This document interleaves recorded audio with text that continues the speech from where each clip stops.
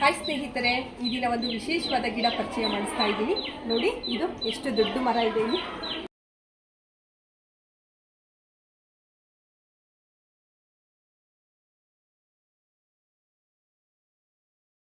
ವಿಶೇಷ ಹೇಳ್ತಿದ್ದೀನಿ ನೋಡಿ.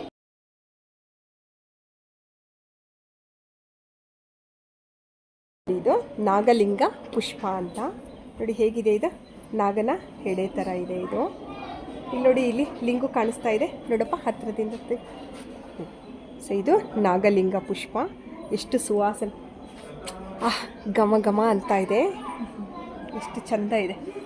ದೊಡ್ಡ ಮರ ಇದೆ, ತುಂಬ ವರ್ಷದ್ದು.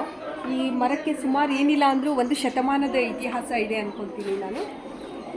ಅದರಲ್ಲಿ ಇಷ್ಟು ಚೆನ್ನಾಗಿರ್ತಕ್ಕಂಥ ನಾಗಲಿಂಗ ಪುಷ್ಪ.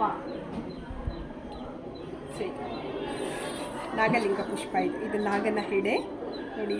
ಇದು ಲಿಂಗು ನೀಟಾಗಿ